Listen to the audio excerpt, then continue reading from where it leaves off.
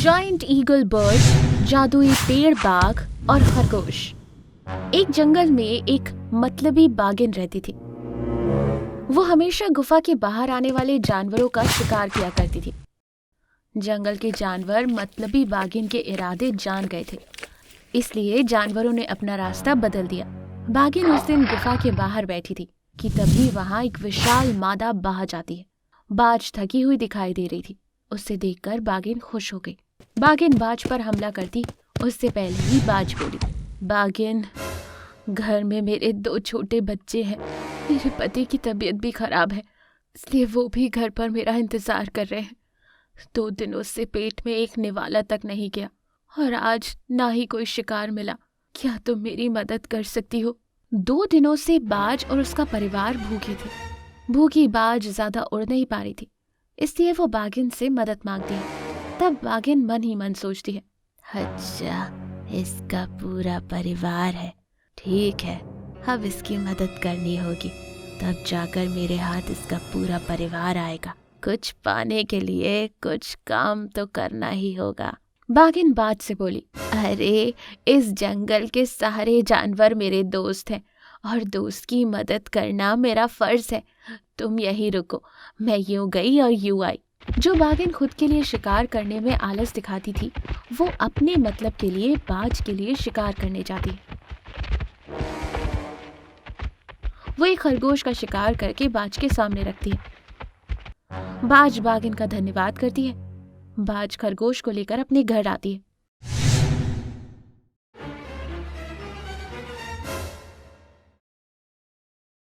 पर उसका पति घर पर नहीं था।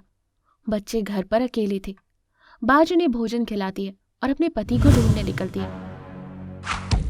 पति को ढूंढते हुए वो एक पेड़ पर बैठ जाती है। तभी वहां उसका पति आता है। बाज कहती है, तुम्हें घर पर ना देखकर मैं डर गई थी। कहाँ चले गए थे तुम? तुम्हारी तबीयत भी ठीक नहीं। पता है मुझे कितनी चिंता हो रही थी। तुम्हारे जाने के बाद बच्चे भूख के मारे रो रहे थे। मुझे उनका रोना देखा नहीं गया और मैं तुम्हारी मदद करने भोजन की तलाश में निकल पड़ा। चलो अब घर चलते हैं। दरअसल मुझे एक अच्छी बाघिन मिली, उसने मेरी मदद की। उसने हम सबके लिए खाना दिया। बाज और उसका परिवार जिस पेड़ पर बैठे थे, पेड़ एक जादुई पेड़ था। उनकी बातें सुनकर पेड़ बोल पड़ा, बाज, तुम दोनों में कितना प्यार है। तुम हमेशा एक साथ खुश रहो, ये मेरा आशीर्वाद है। पर बाज, उस बाघिन पर विश्वास मत करना, वो मतलबी है। पेड़ की बातें सुनकर बाज चकित हो जाती है। वो दोनों पेड़ की बातें अनसुनी कर घर चले जाते हैं। दूसरे दिन बाज बाघिन से मिलती है।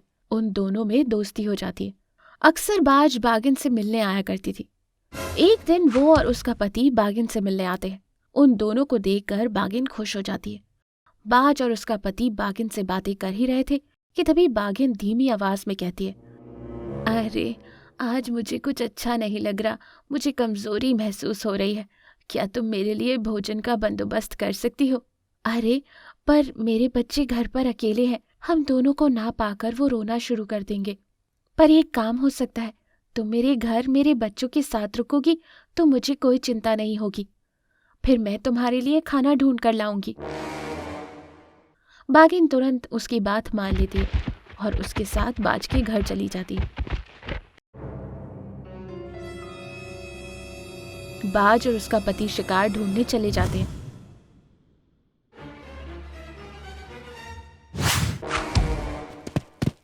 इधर बाघिन बाज के दोनों बच्चों को पकड़कर अपनी गुफा में कैद करती है और वापस बाज के घर आकर रोने का नाटक करती है।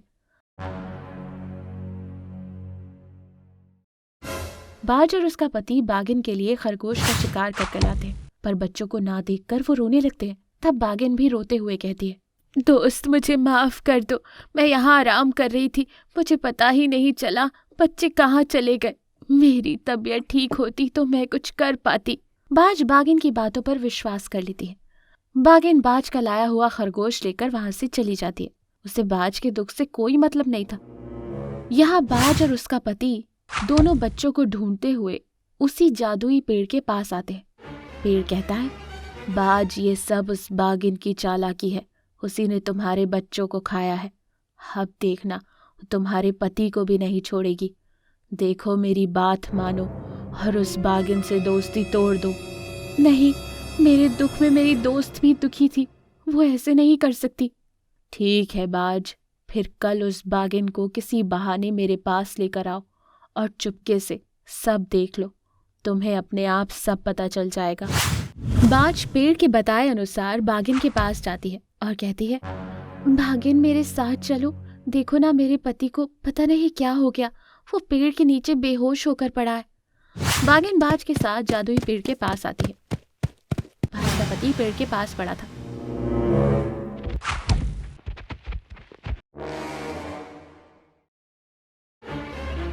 तब बाज बागिन से कहती है, मैं वैद्य को लेकर आती हूँ। ये कहकर वो पेड़ के पीछे जाकर छुप जाती है।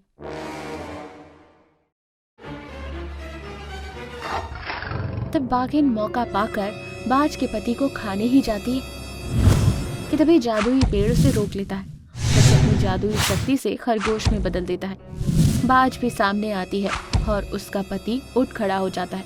तब पेड़ कहता है, देखा बाज, ये बागिन मक्कार है। अब ये खुद किसी का शिकार बनेगी तब इसे समझ आएगा। दोस्त, मैंने तुम पर विश्वास करके मेरे बच्चों को तुम्हारे पास छोड़ा, पर तुम इतनी मतलबी निकलोगी ये मुझे नहीं पता था। आज से हमारी दोस्ती टूट गई समझो। मुझे माफ कर दो, मैंने तुम्हारे बच्चों को कैद जरूर किया पर उन्हें मारा नहीं। आखिरी बार मेरा विश्वास करो, मुझे ऐसे खरगोश की जिंदगी नहीं जीनी। मुझे अपने असली रूप में लाओ प्लीज। बागिन विनती करती है।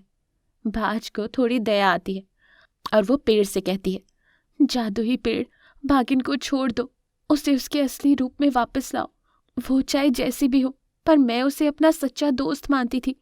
मैं इसकी जैसी हरकतें नहीं कर सकती, फिर इसमें और मुझ में क्या फर्क रह जाएगा।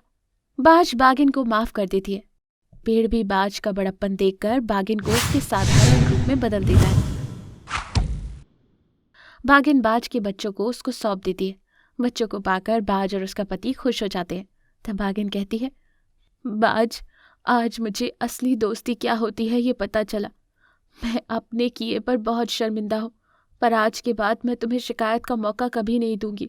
हाँ, मुझसे दोस्ती मत तोड़ना। बागिन उस दिन से सुधर जाती है। बागिन अपनी दोस्ती निभाते हुए बाज और उसके परिवार की देखभाल करने लगती है। इस कहानी से हमें ये सीख मिलती है कि सच्ची दोस्ती वही होती है जहाँ एक दोस्त दूसरे दोस्त का दर्द समझता है। बाघ और बड़ी मछली। एक घने जंगल का राजा बाघ बहुत ही घमंडी था। अपनी प्रजा की रक्षा करने के बजाय वो उन पर ही सितम करता था।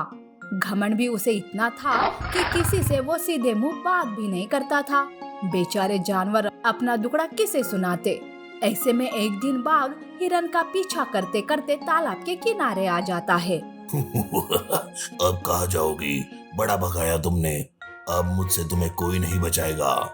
हिरन बाघ से अपने जान की विनती करती है, पर बाघ को उस पर बिल्कुल भी तरस नहीं आता है। वो हिरन पर हमला बोल देता है, पर तभी तालाब में एक बड़ी मछली प्रकट होती है। वो बड़ी मछली एक जादुई मछली थी।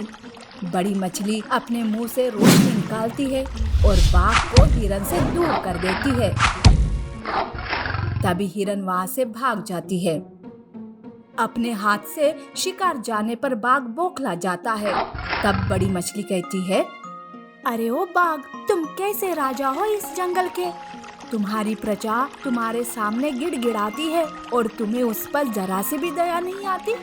तुम्हें तो इस जंगल का राजा होने का कोई अधिकार नहीं है। अरे ये मछली, बकवास बंद कर अपनी।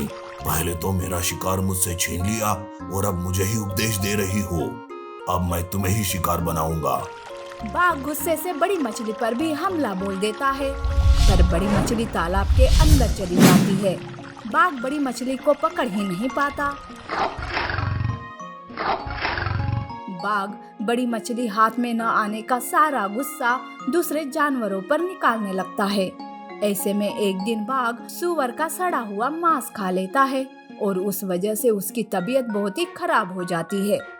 बाघ तो उठ फिर भी नहीं पा रहा था। तब जंगल के जानवर बाघ की हालचाल पूछने आते हैं। महाराज, आपकी तबीयत तो दिन ब दिन बिगड़ती ही जा रही है।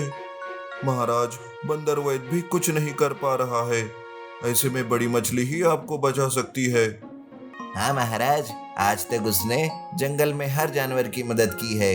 वैसे भी अब दवा नहीं, जादू की ही जरूरत है आपको। अरे चुप कर बंदर, तुम सब यहाँ से चले जाओ। बड़ी मछली मेरी सबसे बड़ी दुश्मन है और तुम कहते हो कि मैं उसी की मदद लूं। निकल जाओ यहाँ से। बाघ गुस्से से जोर की दहाड़ लगाता है। घमंडी राजा प्रजा की एक नहीं सुनता है। बेचारे जानवर वहां से बड़े मछली के पास चले जाते हैं और बाघ की तबीयत के बारे में बताते हैं। वाह, जिस राजा को तुम्हारी कभी परवाह नहीं हुई, आज तुम सब उसी के लिए कितने चिंतित हो। तुम्हारी जैसी प्रजा मिलना तो सौभाग्य की बात है, पर ये बाघ को कब समझेगा। और वैसे भी मैं बाघ के पास नहीं जा सकती ना। कुछ दिन ऐसे ही बीत जाते हैं। बाघ की तबीयत में कोई सुधार आने के बजाय तबीयत और भी बिगड़ने लगती है। बाघ गुफा में बेहोशी की हालत में पड़ा हुआ था। तब हाथी बाघ को अपनी सूंड में उठाकर बड़ी मछली के पास लाता है।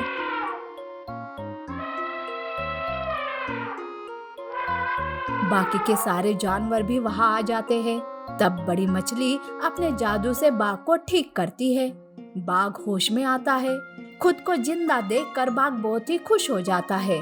तब बड़ी मछली कहती है, देखा बाघ, आज तुम्हारी प्रजा की वजह से तुम जिंदा हो।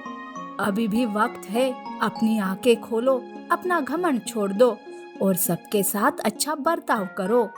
बाघ को अपनी गलती का एहसास होता है।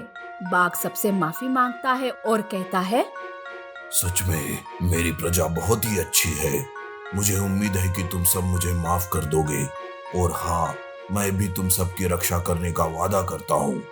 इस तरह से बड़ी मछली के जादू और जानवरों के प्यार की वजह से बाघ का घमंड चकनाचूर हो जाता है। अब बाघ सबसे मिलजुल कर रहने लगता है और बड़ी मछली भी मुसीबत में सबकी मदद करते रहती है। नीति: हमें कभी भी घमंड नहीं करना चाहिए। सब बराबर होते हैं, ना कोई बड़ा और ना कोई छोटा।